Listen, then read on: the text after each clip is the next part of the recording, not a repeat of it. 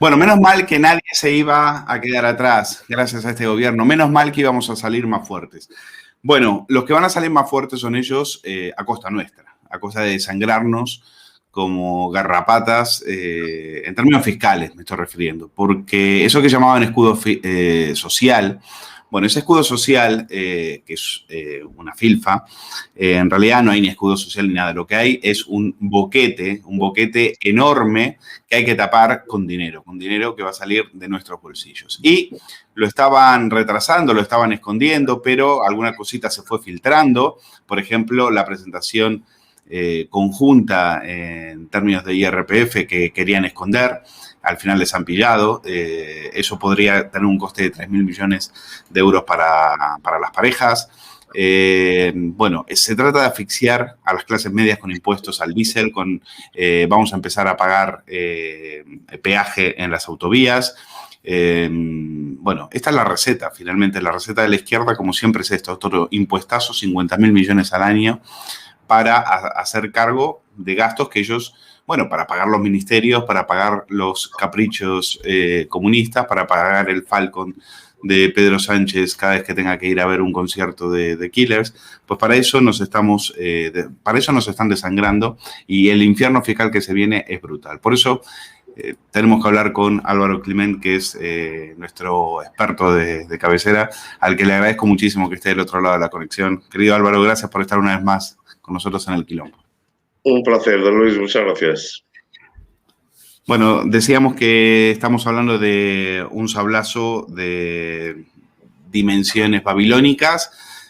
Nos va a costar probablemente más de 50.000 millones. El gobierno tiene un gran problema: no tiene dinero para las pensiones, no tiene dinero para para mantener su elevadísima cuenta corriente con tantos ministerios, con tantos chiringuitos, con tanto gasto político que hay que mantener, y por lo tanto hay que volver a desangrar a los ciudadanos, pero para eso han esperado para después de las elecciones, porque de esto no se podía hablar, esto era solamente que lo estaban estudiando.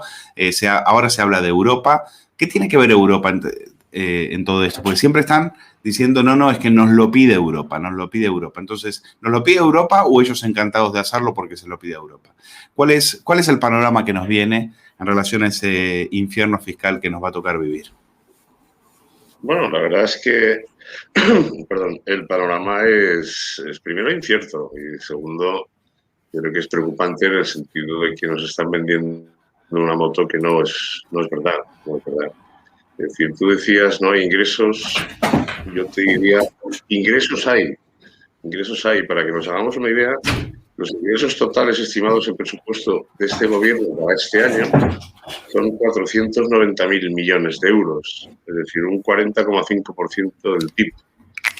El problema no son los ingresos, porque dinero claro que hay. De hecho, el año pasado, incluso con pandemia, el IRPF recaudó un 1,2% más, teniendo en cuenta que se incluyeron los ERTEs y eso ampliaba las cotizaciones y se mantenían las cotizaciones sociales. Es cierto que cayó sociedades, que cayó el IVA y que cayó impuestos especiales. Pero el problema no son los ingresos. O sea, con esa cantidad de ingresos que te acabo de decir, hay más que suficiente para poder cubrir las pensiones. El problema es que tenemos un volumen de gasto de casi 592.000 millones presupuestados para este año. Es decir, casi un 49% del PIB. Ese diferencial de 100.000 millones que llevamos arrastrando en los últimos 2 años, ese es el que nos está creando una burbuja de déficit y de deuda que evidentemente nos pone en un problema que no es por la pandemia. Hay que recordar que cuando acabó el año 2019 ya teníamos un problema de déficit por la deuda, muy por encima de lo que nos exigía Europa y Bruselas, claramente en la Comisión de Maastricht. Entonces, el problema aquí es que nos están camuflando una subida de impuestos, que tú has dicho 60.000, yo te diría que si realmente la brecha fiscal que ellos han calculado con respecto a la presión fiscal en España y la presión fiscal en Europa, que es entre 6 y 7 puntos del PIB, estamos hablando de 70.000 millones de euros para los próximos 3 años. Es decir, claro, ellos están camuflando precisamente esa subida porque tenemos que pagar lo mismo que los europeos.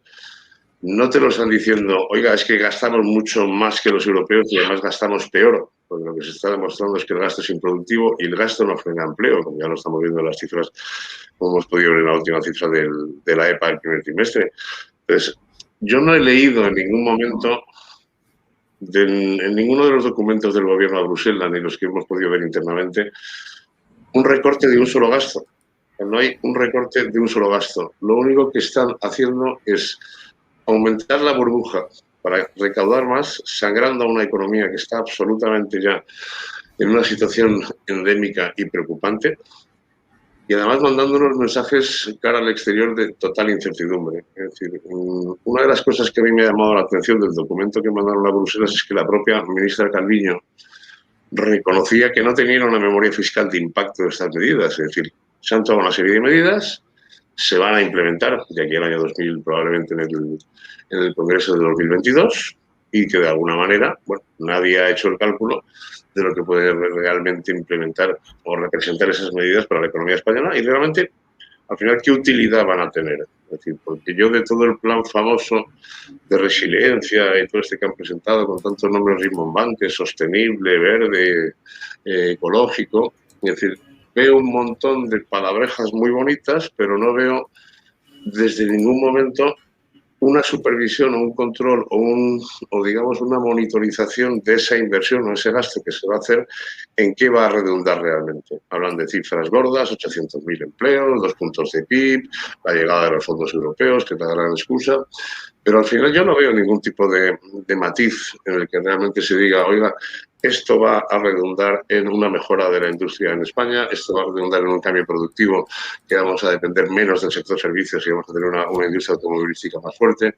Es decir, eso no lo veo por ningún lado, no lo veo por ningún sitio y me lleva a pensar que lo que está pasando con Europa es lo que yo creo que muchos españoles ya lo llevamos viendo hace tiempo. Es decir, este gobierno no hace más que dar patadas hacia adelante, manda una serie de propuestas que nunca se cumplen, promete un montón de cosas que luego no se llegan a hacer y que al final, bueno, pues estamos en el megaplan E que en su día anunció Zapatero y que en este momento pues nos encontramos en un momento, digamos, crucial. Es decir, estamos negociando unos fondos de 140.000 millones de euros y que de alguna manera pues tenemos que convencer a Europa de que nos lo vamos a gastar bien y que van a servir precisamente para aportar a la Unión Europea pues una contribución de PIB que tenga cierto sentido y no los agujeros de déficit y de deuda que tenemos en este momento.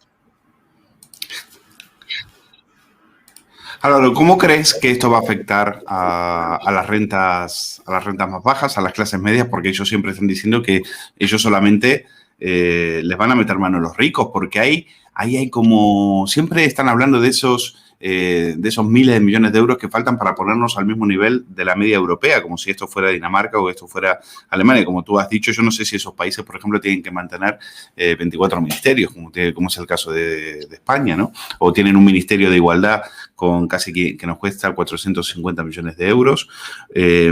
Entonces, pero ¿es Europa la que está exigiendo esto? ¿Es Europa?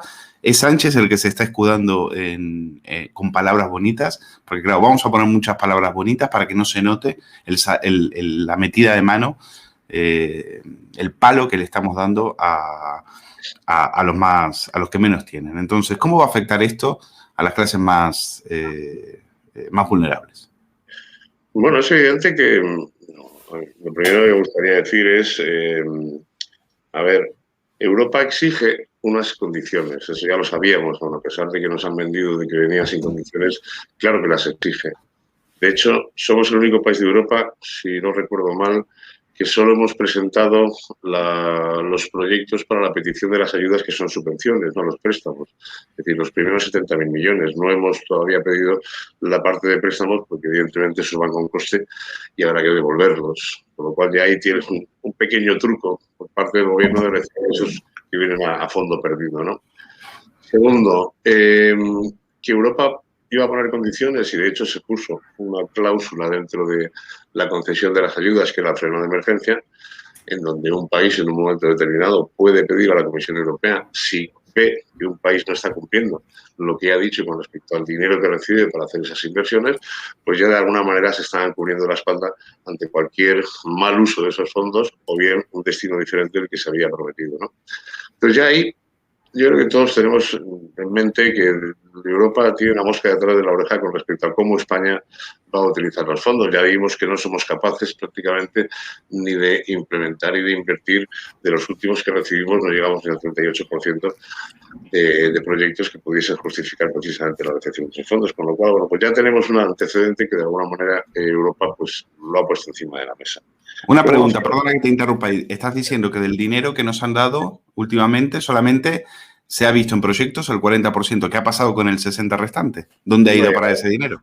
No ha llegado porque no lo hemos podido justificar. Es decir, el problema es ese. Es decir, que al final, el momento actual lo que necesitas precisamente es una reconstrucción, digamos, de un modelo. Es decir, partimos de una situación ya complicada en cuanto a que España depende del sector servicios en su PIB en más del 82%, lo cual quiere decir que la destrucción que ha habido en ese tejido productivo ha sido bestial y va a tardar 2-3 años en recuperarse. Es decir, no lo vamos a recuperar mañana con los fondos europeos, vamos a tardar más tiempo. Entonces, lo que se pretende con ese dinero es que las inversiones que se hagan sean inversiones que tengan sentido y que de alguna manera permitan no solamente recuperar este tejido productivo y crear empleo y atraer inversión, sino además poder darle una vuelta al modelo. Es decir, de alguna forma... Pero, Álvaro, perdona la interrupción. Es que lo que no entiendo de Europa es, te voy a dar el dinero si tú me das proyectos fiables, ¿vale? Yo te doy dinero y tú, a cambio, me das proyectos fiables. Pero pregunto, ¿quién va a invertir en España?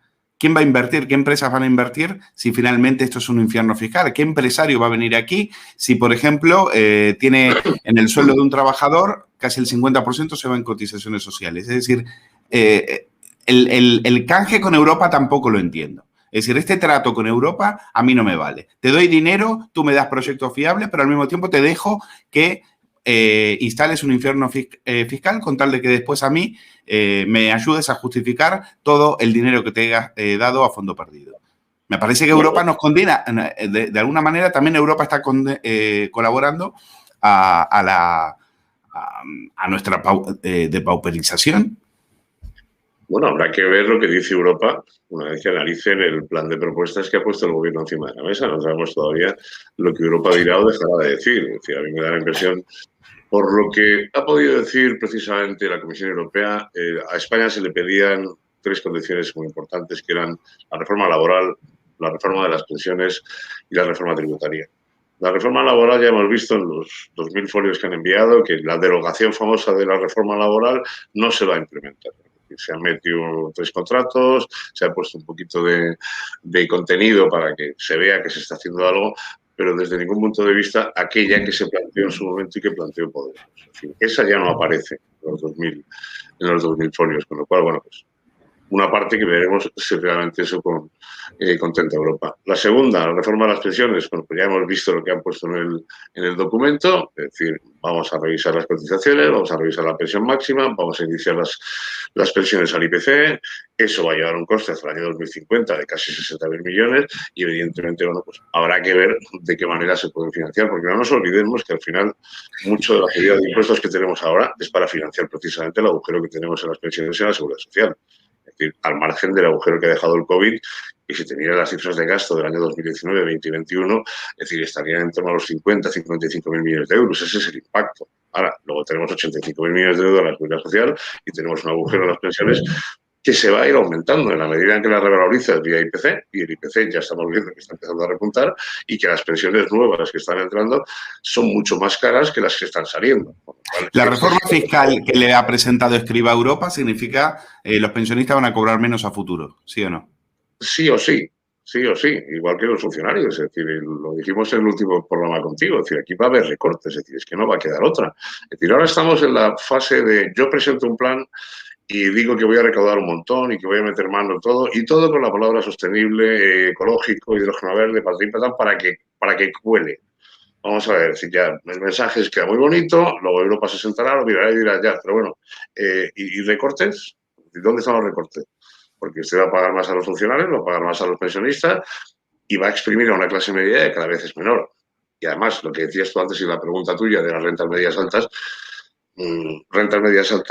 vamos a dejarlo a un lado. Es decir, cuando tú subes los peajes en las autovías y en las carreteras, no se los subes a rentas altas, punto número 1. Se lo estás subiendo precisamente a 500.000 de autónomos. Eso para empezar. Y luego veremos esas exenciones que quieren poner a determinados colectivos y esa progresividad en los peajes que se van a poner encima de la mesa. Y para que te hagas una idea, el agujero que hay ahora mismo de mantenimiento de autopistas en España y de carreteras es de 8.000 millones. Ese ya está ahí. Las nuevas concesiones que van a revertir al Estado van a aumentarlo en casi otros 1.200 millones más. Ya tenemos 9.200. Pero claro, si el plan que presentó Seopan es poner 3 céntimos en las autopistas por kilómetro a los vehículos ligeros y 14 céntimos a los vehículos pesados, van a recaudar en solo un año 4.800 millones de euros. Para empezar a hablar, más el ahorro de no tener que gastarse un dinero extra en el mantenimiento, porque ya viene incluido en el impuesto o en la tasa. Pero claro, estamos hablando de que todo eso lo vamos a pagar todos los usuarios. Te decía Malos el otro día que es mejor que lo pague el usuario y que no lo pague todo el mundo. Oiga, perdón, es que las autopistas ya las hemos pagado todo el mundo. Ya las hemos pagado. ¿Y cómo es la película? Porque no hay dinero para mantenerlas, pero sí hay dinero para nacionalizarlas. Porque el gobierno anterior, el de Mariano Rajoy, con Ana Pastor, la gran centrista que encandila a todos los medios de comunicación, Ana Pastor como ministra de Fomento, eso que decía ella que nos iba a costar 0 euros, pues esa nacionalización de varias autopistas en quiebra, pues nos ha costado unos 5.000 millones, aunque nunca oficialmente han dicho la cifra. O sea, por otro lado veo una información en la cual el Estado ha tenido que rescatar a 1 de cada 3 autopistas de peaje desde el año 1967. Es decir, ¿cómo es la historia? Hay dinero para rescatarlas, pero no hay dinero para mantenerlas. Bueno, yo creo que no. Mira, lo primero que he sido en mi vida profesional, fui analista de autopistas de peaje de las concesionarias que cotizaban en bolsa. Y el primer informe que se hizo en España lo hice yo, de ACESA, de AUMAR, de Eurovías y de Iberpistas. En aquel momento, bueno, los modelos funcionaban, estaban perfectamente diseñados para un vehículo medio, una circulación media diaria de vehículos, y a los 20, 30 años, en función de cada una de ellas, revertían al Estado a cero coste y amortizadas plenamente y con un flujo de caja para los accionistas que habían invertido en ellas realmente atractivo. Es decir, eran unos vehículos a largo plazo de inversión, casi como un bono a 30 años, que te está dando de rentabilidad media entre un 3,5% y un 4%. Ojalá tuviésemos algo parecido ahora mismo. El problema es el de siempre, es decir, que cuando tú reviertes al Estado algo y el Estado no se preocupa precisamente de mirar la proyección financiera de esas autopistas, pues te encuentras que las cosas se hacen mal, que no se mantienen las autopistas con las que tienen que mantener, las áreas de servicios se han penalizado, los horarios se han cerrado. Entonces te encuentras que el flujo de caja que esas autopistas generaban, pues de alguna manera se reduce y te empiezan a costar más dinero de lo que costaban en ese momento. El problema, además, no es que no haya dinero, claro que hay dinero, si dinero hay, si lo acabamos de decir, si hay casi 500.000 millones de ingresos todos los años en las arcas del Estado. Es decir, el problema es que se gasta mal, el problema es que no se gasta lo que se tiene que gastar. Probablemente esas autopistas que han revertido al Estado, pues el responsable del PP en su momento y el responsable en este caso de Ábalos, pues ya estamos viendo en qué se gastan el dinero. No se gasta el dinero precisamente en que esas autopistas se mantengan, en que haya un cuidado y que permita que el deterioro no sea tan rápido como el que estamos viendo en este momento, que tengas unas áreas de servicios que puedan ingresar unos ingresos adicionales y no dependa solamente de lo que es el peaje puro de la autopista.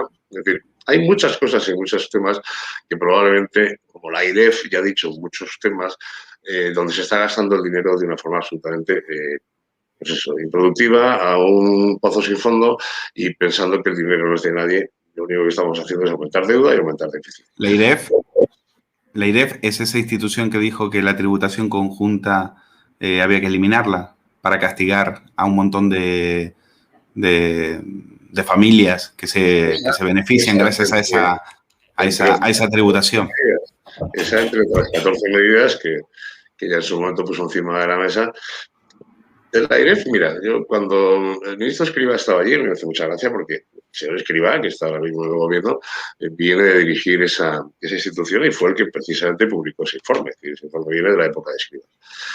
Ese informe, si tú te miras los números, que además son muy significativos, de las 15 medidas que pone, hablan de un total de casi 60.000 millones, me parece que son, de exenciones fiscales que habría que revisar y que el famoso comité de expertos tiene que presentar el informe en febrero de 2022 para decir cuáles realmente son útiles, cuáles no y cuáles se podrían reducir para poder ampliar las bases impositivas. Bueno, pues ese informe de esos 60.000, el informe que se llamaba Spending Review de la AEREF, habla exactamente de 34.248 millones de euros que se podrían recaudar en el caso de que se quitasen estas bonificaciones. Pero para que te hagas una idea, de esos 34.000, la mitad, 17.800, vienen de los tipos reducidos del IVA.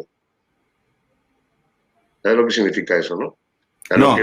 lo que no querían tocar, porque claro, subir el IVA, pues se lo sube a todo el mundo. Al final es una medida electoralista, no gusta y la gente se te cabrea. Resulta que estamos hablando de la declaración conjunta de los matrimonios, que son 2.400 millones de euros, pero no hablamos de lo que decía la AEREF, que es de que el problema que tiene España en recaudación y esa brecha fiscal que todo el mundo habla, no viene por el IRPF, que es una diferencia de un 1,5% sobre la recaudación del PIB comparado con la media europea. No viene de sociedades, que probablemente estemos prácticamente empatados o incluso pagamos algo más.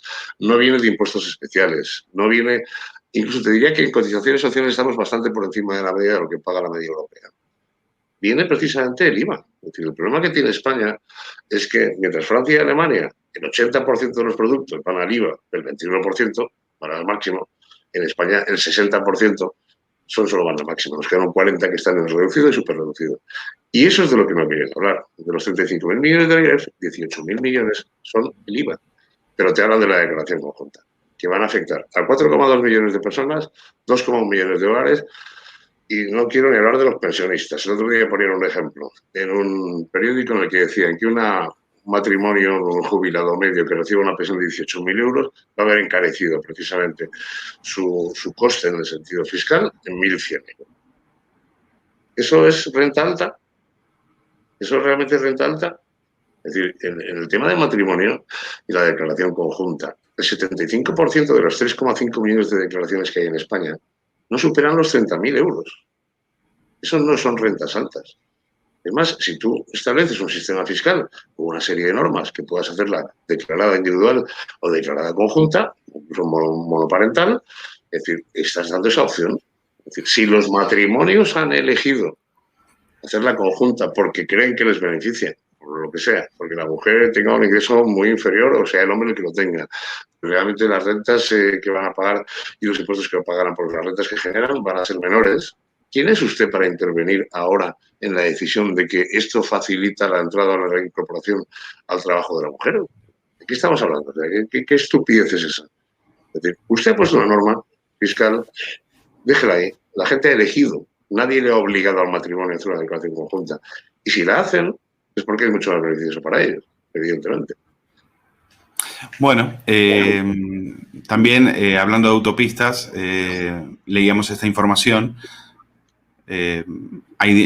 Tendrán que indemnizar a Abertis por lo de la AP7, pero esto, la culpa no es de Abertis. Aquí hay un gobierno que en el 2006 le prometió a Abertis, haz tú una ampliación y seguro que vas a tener tráfico suficiente para después compensarla. Y los de Abertis se lo vieron venir y le dijeron, muy bien, pero fírmame esta cláusula, porque si no hay suficiente tráfico de coches, pues entonces me vas a tener que pagar 1.200 millones. Y fue lo que pasó. No, eso es lo que pasó y con todas las medidas que estamos viendo. Mira, la subida del impuesto al diésel, la regularización del impuesto de matriculación y de circulación. Y todas las medidas que están adoptando van contra un sector que es básico en España, que es el sector del automóvil. El sector del automóvil representa más del 10% del PIB y más del 40% del empleo de este país. Entonces, si tú mismo te estás tirando piedras sobre tu tejado, al margen de que estás en una pandemia y que evidentemente la circulación y la intensidad media diaria de esas autopistas ha bajado a 0, o ha bajado un 90%, vamos a poner, es evidente que Abertis, cuando ha estado gestionando la AP7 y ha estado gestionando la de Iberpistas, sabe perfectamente calcular esas intensidades medias diarias. Sabe que en cualquier momento le pueden bajar y una desviación de un 5 o un 10% en esa intensidad media diaria es que te provoca un agujero en las cuentas, con lo cual Abertis fue inteligente y dijo, oye, me garantizas que me cubres la diferencia en el caso de que no lleguemos a los objetivos de proyecciones. Es normal, es que es lógico. O sea, lo que pasa es que sabes en qué se están escudando, en que el coche contamina. Hay que penalizar a las autovías para que no utilicemos el coche.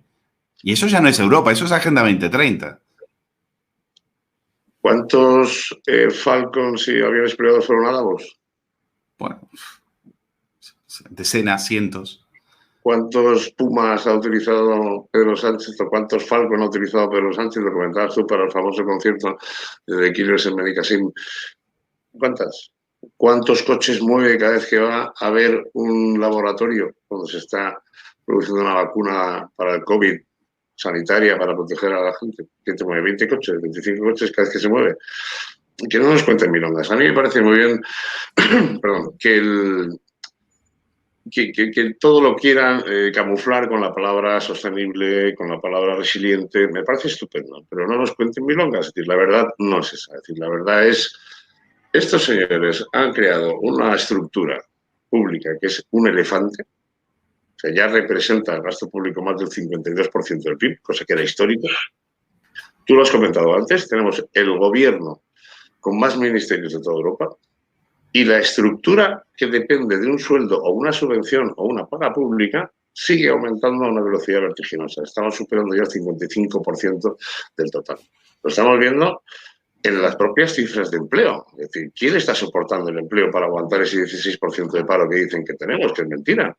Pues está creciendo en funcionarios públicos un 152.000 personas en un año, cuando te estás cargando 620.000 del sector privado.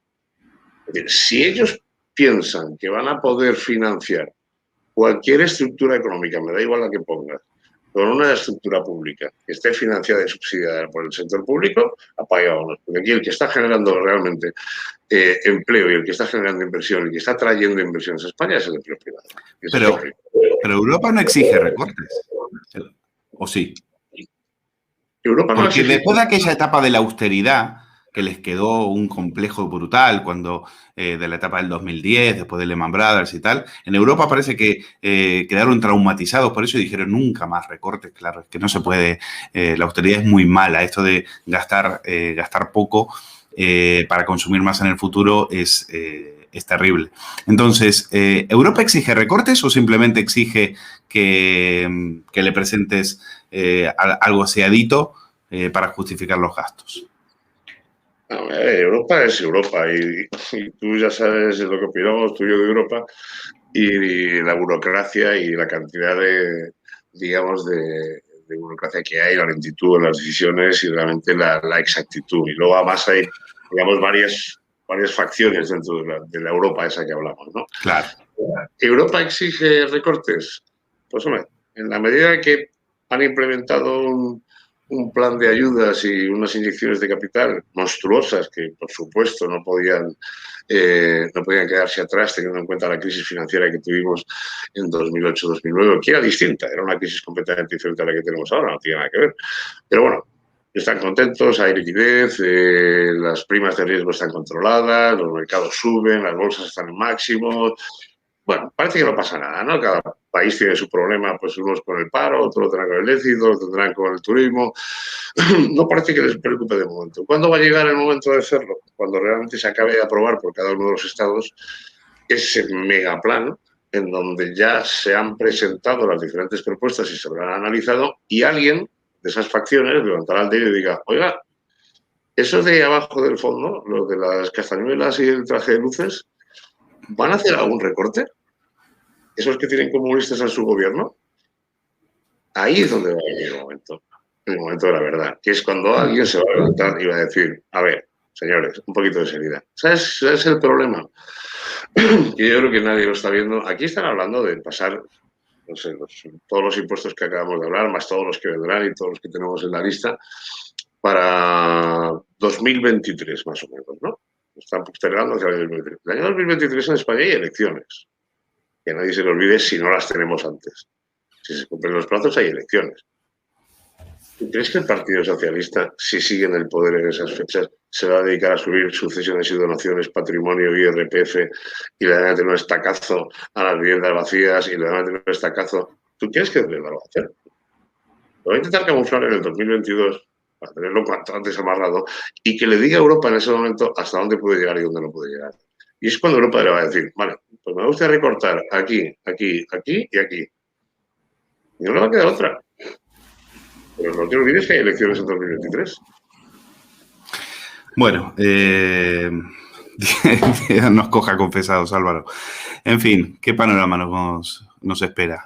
Como siempre, agradecerte muchísimo tu tiempo y gracias por aclararnos estas dudas. Y bueno, ¿qué más se puede decir más que eso, no? Yo te diría una cosa, que hay una cosa que yo creo que es vital e importante. Es decir, acabamos de tener unas elecciones en Madrid en donde máximo histórico de participación y una victoria histórica de la derecha con respecto a la izquierda y una caída bestial del Partido Socialista que refleja de alguna manera el sentimiento de los españoles y los madrileños. El modelo de Madrid está ahí encima de la mesa. 16 años de bajadas de impuestos, una política presupuestaria absolutamente equilibrada, probablemente la mejor con respecto, igual que con Canarias, con respecto al resto de las comunidades autónomas, una deuda que es la mitad de la que tienen en Cataluña y te diría incluso la tercera parte de lo que tenemos en España. Y luego, además, una estabilidad jurídica. Tenemos el 75,2% de toda la inversión extranjera en España, la trae Madrid. Estamos atrayendo empresas del Brexit, como puede ser Citigroup, como puede ser Morgan Stanley, como puede ser Goldman Sachs. Ese es el modelo, y el modelo lo tenemos ahí, nadie lo quiere mirar. Si lo mirásemos más, probablemente lo hiciésemos extensivo al resto de las comunidades autónomas, en vez de querernos cargar el modelo que tenemos en Madrid, pues probablemente podríamos presentarnos en Europa con una rebaja de gasto, con unos ingresos sin necesidad de subir tantos impuestos suficientes para cubrir el déficit de las pensiones y probablemente con una estabilidad presupuestaria a 4 o 5 años vista que nos la van a exigir, que ahora mismo no podemos presentar. Para mí esa es la parte más importante. Es una buena lectura. Pues, Álvaro Climent, como siempre, te agradecemos muchísimo que hayas estado con nosotros y te mandamos un fuerte abrazo.